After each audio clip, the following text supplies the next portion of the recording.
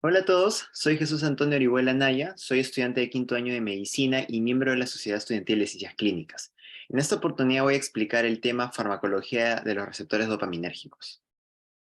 Estos son los objetivos del tema de hoy, el cual es conocer las características biológicas y farmacológicas de la dopamina, diferenciar los distintos receptores dopaminérgicos presentes en el organismo y finalmente reconocer y comprender la clasificación y utilidad de los agonistas y antagonistas dopaminérgicos.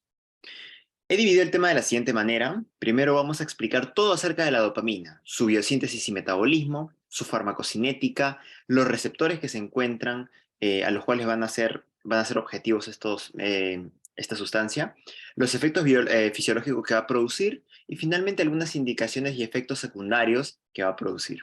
Y también luego explicaré los fármacos relacionados con la dopamina, tanto los agonistas como los antagonistas. Entonces comenzamos primero hablando de la dopamina como tal. Vamos a ver un poco de la biosíntesis. Entonces, vamos a tener como punto de partida la fenilalanina. La fenilalanina que lo podemos encontrar en algunos alimentos ricos en proteínas, como carne, leche, huevo. Entonces, vamos a consumir la fenilalanina a través de la dieta. Y aquí comienza el primer paso de la síntesis de dopamina. ¿Cuál es? Bueno, principalmente es extraneuronal, es decir, aún no estamos hablando de las neuronas dopaminérgicas, estamos fuera de ella. Entonces, una vez que consumimos fenilalanina, eh, esta fenilalanina va a transformarse en otro aminoácido que es tirosina, a través de una reacción de hidroxilación, es decir, la agregación de un grupo hidroxilo en la estructura química. Entonces aquí tenemos la estructura de la fenilalanina, como podemos ver aquí, el anillo aromático y su cadena carbonada, y luego de una reacción de hidroxilación a través de esta enzima llamada la hidroxilasa de fenilalanina, o fenilalanina hidroxilasa, como quieran llamarla, va a producirse la hidroxilación en este carbono, como podemos ver aquí, ¿no? Entonces la diferencia de la fenilalanina con la tirosina. Este es el primer paso, la hidroxilación. Luego de esto, vamos a tener ahora sí el paso dentro de la neurona dopaminérgica, ¿no? Por eso podemos aquí neuronal, el paso 2. Entonces, ¿qué sucede? La tirosina, ya formada fuera de la neurona, va a ingresar a la neurona dopaminérgica, ¿no? A través de un transportador. Entonces, justamente hacemos referencia a esto, ¿no? La tirosina llega al sistema nervioso e ingresa dentro de la neurona. Esa tirosina dentro de la neurona se va a transformar en L-dopa, como podemos ver aquí en el paso 2, ¿no? De tirosina a L-dopa a través de una enzima llamada la hidroxilasa de tirosina o tirosina hidroxilasa. También lo podemos llamar así. Entonces, ¿qué sucede aquí? Va a ocurrir una segunda hidroxilación. Como podemos ver, la tirosina, la estructura, aquí se va a hidroxilar en este carbono. Entonces podemos ver acá el nuevo grupo hidroxilo que se ha adicionado. Y esto vendría a ser la L-dopa. Y es muy importante conocer esta estructura química, porque lo vamos a ver en un momento ahora también. Entonces, esta L-dopa ya dentro de la neurona dopaminérgica se va a transformar en dopamina finalmente, a través de una enzima que es la descarboxilasa de aminoácido aromático, o también con las siglas AADC. Entonces, o también se le llama la dopa descarboxilasa. Entonces, esta dopa descarboxilasa se encarga de transformar la L-dopa en dopamina a través de una descarboxilación. Es decir, quitarle este grupo carboxilo, ¿no? Este COOH. Entonces, este COH se elimina y tenemos ahora sí dopamina. ¿Cuál es la importancia entre la L-dopa y la dopamina? Algo vital. La L-dopa atraviesa la barrera hematoencefálica, mientras que la dopamina no atraviesa la barrera hematoencefálica. Esto es importante que lo conozcan porque nos va a servir mucho para hablar de cómo se administran estos medicamentos eh, en las siguientes diapositivas, ¿no? Entonces, quédense con esto, ¿no? La L-dopa atraviesa la barrera hematoencefálica, la dopamina no la atraviesa. Listo. Entonces, este es el paso 3, ¿no? Y finalmente tenemos el paso 4. Esta dopamina ya formada dentro de la neurona dopaminérgica va a tener que ingresar dentro de unas vesículas a través de este transportador, ¿no?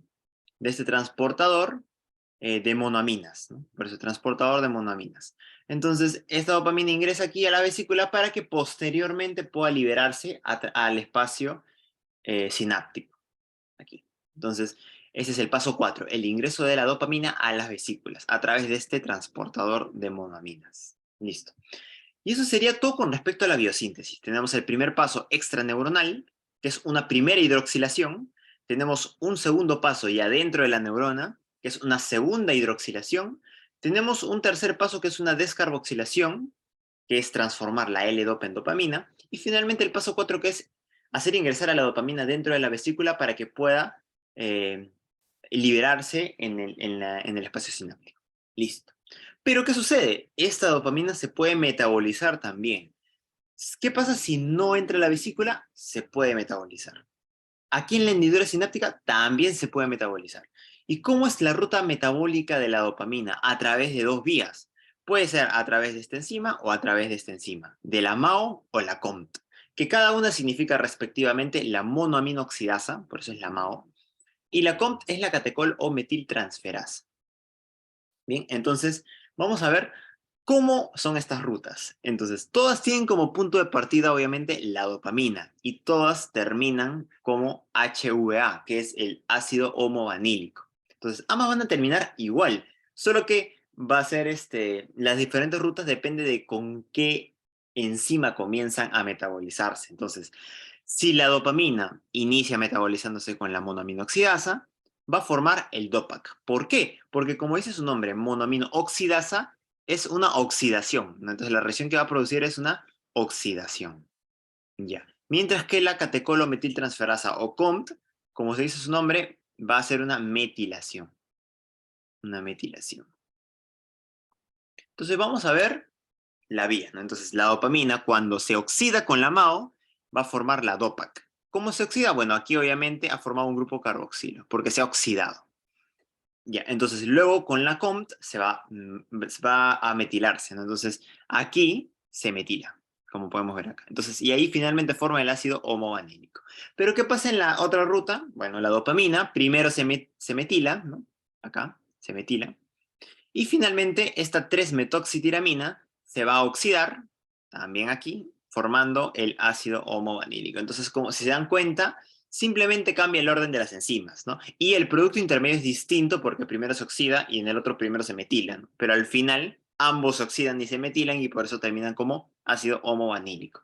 Que esto va a ser excretado finalmente porque es producto del metabolismo de la dopamina, ¿no? Entonces, tanto el ácido vanílico como estos productos intermediarios también se pueden expulsar a través de la orina, ¿no? Se excreta. Listo. Entonces, ese es con respecto al metabolismo. Pero también tenemos las enzimas, ¿no? Implicadas, monoaminoxidasa, catecolometiltransferasa, y finalmente el producto final del metabolismo es el ácido homovanílico. Finalmente tenemos la liberación, que puede tener dos rutas. Entonces, o se libera y se recapta, es decir, se regresa con la neurona que lo ha liberado para poder metabolizarse, para poder ser reutilizada, ¿no? Puede ser. O que esta dopamina en el espacio sináptico vaya a los receptores dopaminérgicos y pueda realizar sus funciones efectoras, sus respuestas, ¿no? Entonces, esas son las dos rutas que puede seguir luego de la liberación. Algo importante, una sustancia que inhibe la recaptación de dopamina es la cocaína. Y es por eso que al inhibir su recaptación, provoca que la dopamina esté mucho más tiempo aquí en la hendidura sináptica, provocando estos efectos adictivos de la cocaína. Entonces es importante recalcar esta información. Bien, entonces continuamos. Vamos ahora con la farmacocinética de la dopamina. Entonces, recordemos que en farmacocinética vemos el ADME, ¿no? Absorción/administración, la D de distribución, la M de metabolismo y finalmente la E de excreción. Entonces, vamos con la absorción/administración. Entonces, primer dato, no administrar por vía oral. ¿Por qué? Porque la COMT, una de las enzimas que metabolizan la dopamina, también se encuentra en vía periférica, es decir, podemos encontrarlo en otras partes de nuestro organismo, y por lo tanto, si administramos dopamina por vía oral, se puede metabolizar y no va a llegar a su célula efectora. Entonces, por eso es que no se administra por vía oral, y sí por vía endovenosa. Entonces, otro motivo también, por lo cual nos va a permitir hablar de la distribución, es que esta dopamina, una vez que llega a la sangre, se distribuye ampliamente, pero, como les mencioné anteriormente, no cruza la barrera hematoencefálica, cosa que sí hace la L-dopa. pero la dopamina no lo hace. Y que el tiempo de vida media de la dopamina es muy corto, son de 2 minutos. El metabolismo ya lo vimos a través de la MAO y de la COM, y su producto final es el ácido homovanílico, y finalmente la excreción es a través de la orina. Este ácido homovanílico lo vamos a encontrar en la orina. Bien, ahora vamos a hablar de los receptores dopaminérgicos. Entonces, ¿qué sucede aquí? ¿Cuántos receptores dopaminérgicos conocemos? Tenemos 5 receptores dopaminérgicos que están distribuidos en dos familias. La familia de los receptores D1 y la familia de los receptores D2. ¿Qué receptores pertenecen a cada familia? Es muy sencillo recordarlo. En la familia de receptores D1 tenemos al receptor D1 y D5, es decir, los extremos. Mientras que en la familia del receptor D2 tenemos D2, D3 y D4. ¿En qué consiste cada familia de receptor? Bueno, los receptores los de la familia del D1 se encargan principalmente de activar. Entonces, ¿cómo? A través de una proteína G activadora, ¿no? Estimulante, una GS. Entonces, que obviamente va a estimular el AMP cíclico para producir este segundo mensajero, ¿no? Y pueda producir la respuesta efectora. Mientras que las de la familia D2 va a inhibir principalmente a través de una proteína G inhibitoria, GI, que obviamente va a inhibir la producción de AMP cíclico, produciendo estos efectos inhibitorios, ¿no? Dentro de la célula. ¿En dónde? Bueno, aquí podemos ver dónde encontramos estos receptores dopaminérgicos, ¿no? Aquí lo pueden ver con paciencia en estos pequeños cuadros que lo vamos a colocar aquí. Ahora vamos a hablar de los efectos biológicos de la dopamina. Esto es muy importante. Tiene efectos principalmente a nivel del corazón y la vasculatura, es decir, cardiovascular, efectos en el riñón, efectos en la glándula hipófisis, eh, y con respecto a liberación de catecolaminas. Esto lo vamos a mencionar ahora en un momento. Entonces, con respecto a cardiovascular, recuerden siempre esta superfórmula que siempre sirve para todo lo que tenga que ver con cardiovascular. La fórmula de la presión arterial, que es igual al gasto cardíaco y la resistencia vascular periférica. Recuerden que el gasto cardíaco representa el corazón y la resistencia vascular periférica representa la vasculatura. ¿Ya? Entonces, siempre la presión arterial va a estar, por así decirlo, influenciada por estos dos componentes. Entonces, vamos a ver que los efectos de la dopamina afectan tanto a uno como a otro. ¿Bien? Entonces, primero, vamos a hablar dependiendo de las dosis. Si nosotros damos una dosis baja de dopamina, se va a estimular el receptor D1, que va a provocar principalmente una vasodilatación. Si hay una vasodilatación, entonces, digamos, el vasito que está aquí estrecho está más amplio, ¿no? Hay una vasodilatación. Al haber una vasodilatación, la resistencia va a disminuir, porque cuando hay más espacio, hay menos resistencia a los fluidos. Entonces, si la resistencia disminuye, ¿qué va a pasar con la presión arterial? Va a disminuir también, ¿no? Tiene este efecto. Entonces, la presión arterial disminuye. ¿Qué otro efecto va a producir? Va a aumentar la contractibilidad, puede producir eso también, ¿no? Aumentando un poco el gasto cardíaco. Esto puede pasar también a bajas dosis, ¿no? Y tiene estos dos efectos. ¿Qué más? A medianas dosis de la dopamina se va a estimular los receptores beta adrenérgicos, específicamente los beta 1. Entonces, que va a aumentar la contractilidad, aumentando el gasto cardíaco también. Perfecto. Y luego, a altas dosis de dopamina, va a estimular los receptores alfa adrenérgicos, ¿no? Específicamente alfa 1, que va a provocar la vasoconstricción. Si se dan cuenta, ¿no? A bajas dosis vasodilatación, a altas dosis vasoconstricción, que al aumentar ¿cómo se llama este? Al aumentar la resistencia vascular por la vasoconstricción, va a aumentar la presión arterial. Esto es lo que va a pasar, ¿ya? Entonces, estos dos efectos son primordial para algunas patologías cardíacas que vamos a ver en un momento en las indicaciones. Con respecto al riñón, ¿qué efecto tiene? Bueno, tiene dos efectos. Si estimula los receptores D1, va a aumentar la secreción de renina, que la renina es una proteína muy importante, es una enzima muy importante que va a promover y estimular el sistema renina-angiotensina-aldosterona, el RAS, ¿no?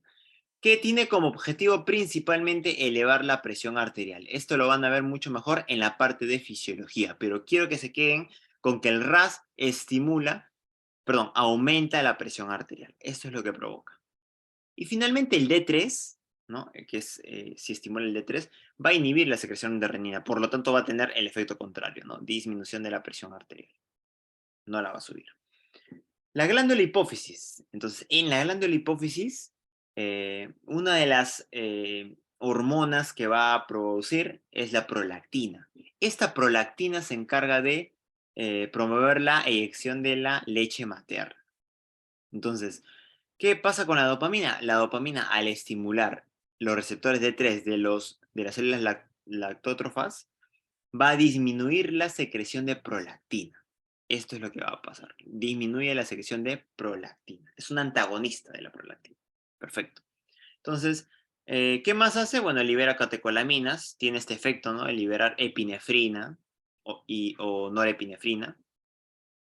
Pero hablamos ahora del efecto en el sistema nervioso. Algo importante.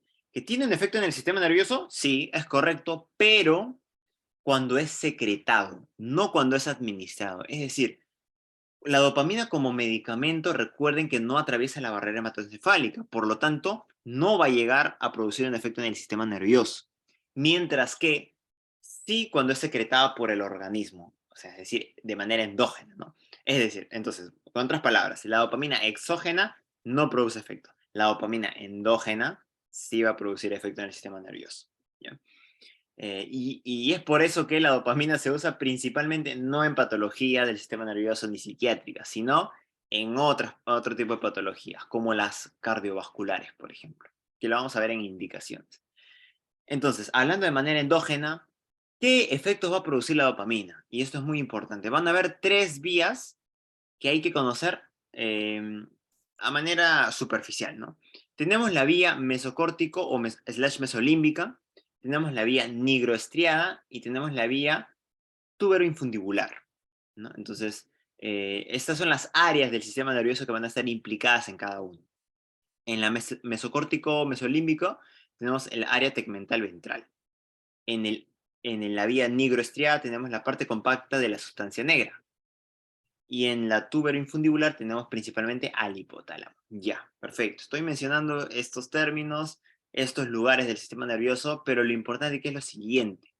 ¿En qué consiste cada vía y qué pasa cuando falla? Quiero que se queden con esto principalmente. Entonces, la vía mesocórtico-mesolímbica va a implicar en la vía de la recompensa, ¿no? Cuando hablamos de dopamina y recompensa, es justamente esto. Entonces, ¿qué pasa cuando la vía de la recompensa falla?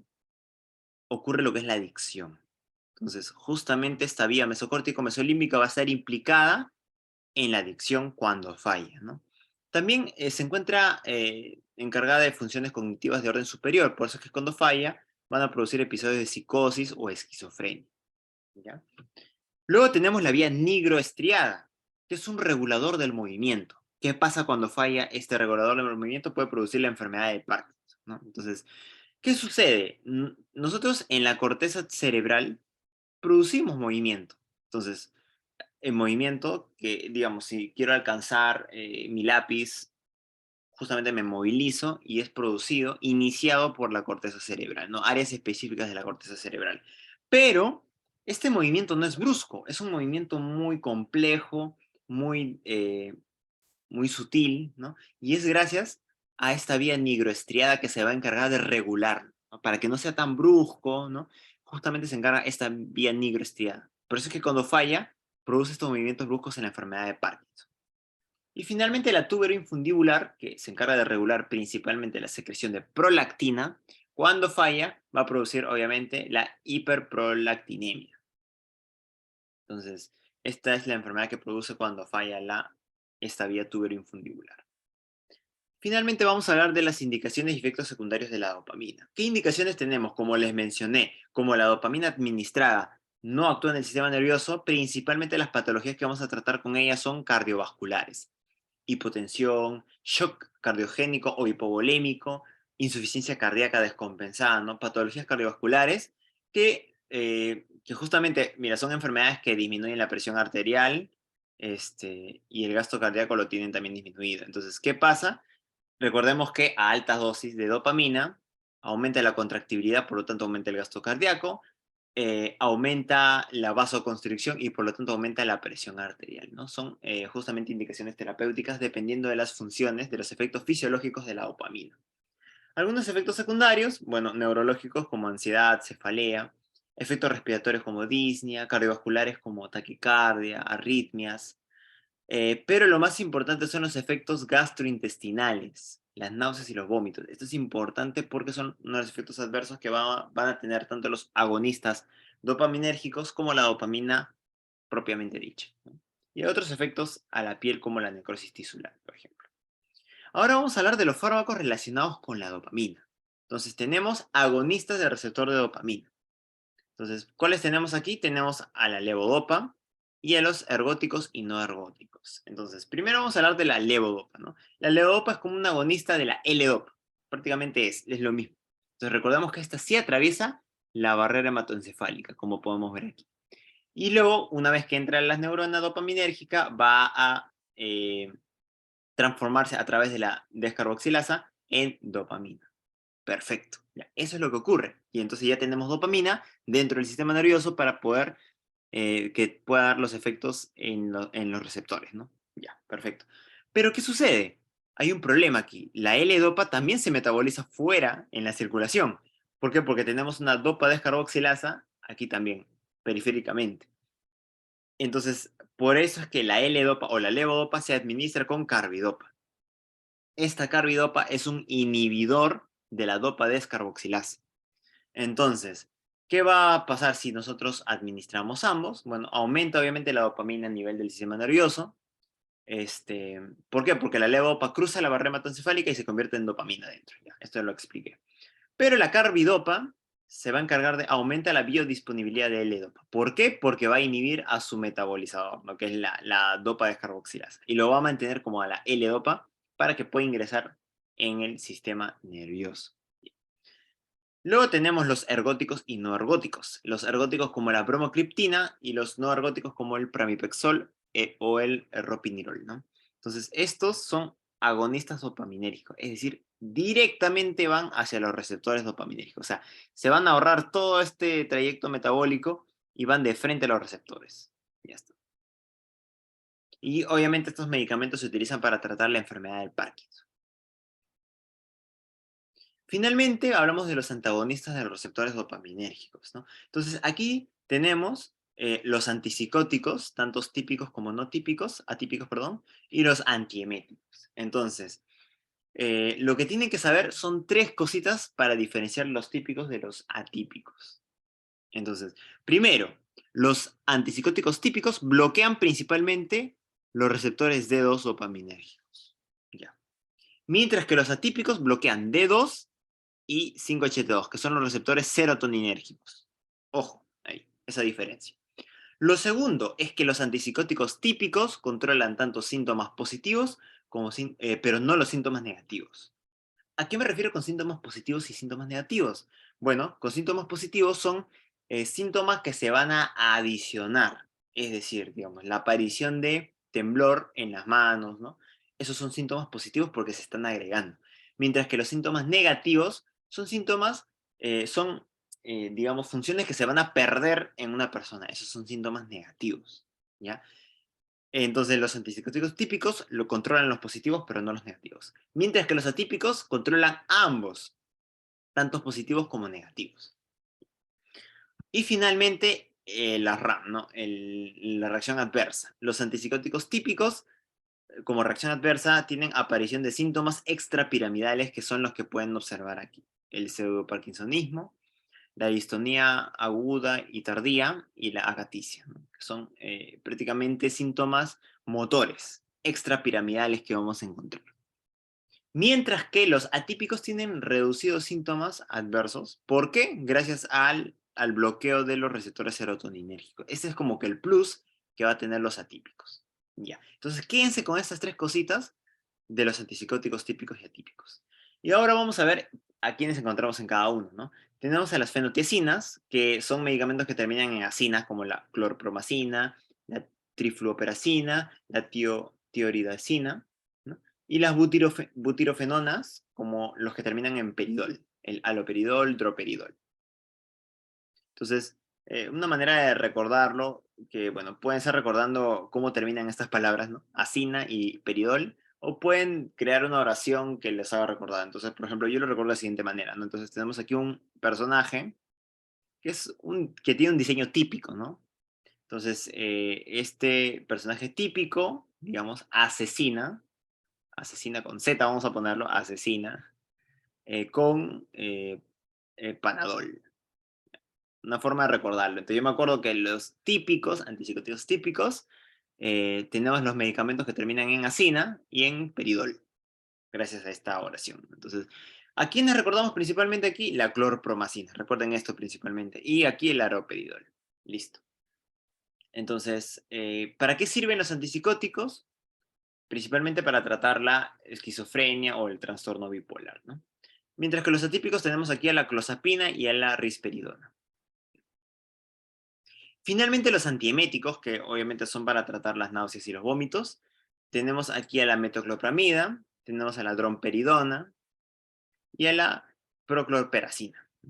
Esos tres medicamentos que son antieméticos, que también recordemos que la dopamina como efecto adverso tenía las náuseas y los vómitos. ¿Por qué? Porque estimulaba el centro del vómito del tronco encefálico.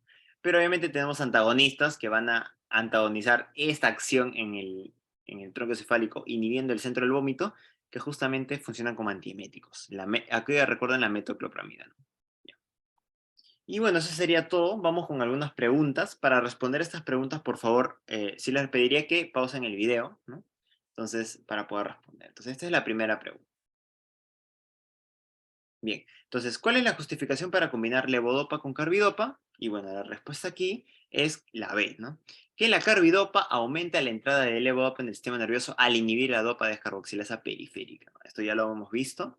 La levodopa se administra junto con la carbidopa y esto aumenta la biodisponibilidad de la levodopa. Siguiente pregunta. ¿Cuál es la vía de administración de la dopamina? Entonces, pausen el video y respondan. Y bien, la respuesta aquí es a través de la vía endovenosa. Recordemos que la vía oral no se utiliza porque se puede metabolizar antes de llegar a la sangre. Siguiente pregunta. ¿Cuál de las siguientes vías dopaminérgicas se encuentra implicada en la enfermedad de Parkinson? Ahí pausen el video. Y bueno, aquí la respuesta sería la vía nigroestriada porque es la que se encuentra que tiene como función la regulación del movimiento. Ya está. Entonces la nigroestriada, cuando falla, ocurre la enfermedad de Parkinson. Y la última pregunta, que es un poco más larga, entonces voy a leerla y luego pausan el video. Una mujer de 31 años es llevada al médico debido al aumento de inquietud en las últimas 2 semanas, ¿no? Informa que camina continuamente por la casa y no puede quedarse quieta durante más de 10 minutos a la vez. Durante este periodo ha tenido múltiples episodios de ansiedad con opresión en el pecho y dificultad para respirar. Sus medicamentos actuales incluyen haloperidol y un multivitamínico. Para reducir la probabilidad de que la paciente desarrolle sus síntomas actuales, un medicamento con cuál de los siguientes mecanismos de acción debería haberse recetado en lugar de su medicamento actual. Entonces, pausen el video y respondan. Y bien, entonces aquí la respuesta es la C, antagonista del receptor 5-HT2 serotoninérgico, ¿no? Entonces, ¿por qué? Podemos ver que entre los medicamentos que consume esta paciente, consume haloperidol, que es un antipsicótico típico, que recuerden que tiene como efecto adverso justamente los síntomas extrapiramidales, ¿no? Que lo podemos observar aquí, aumento de la inquietud, ¿no? Y este tipo de cosas.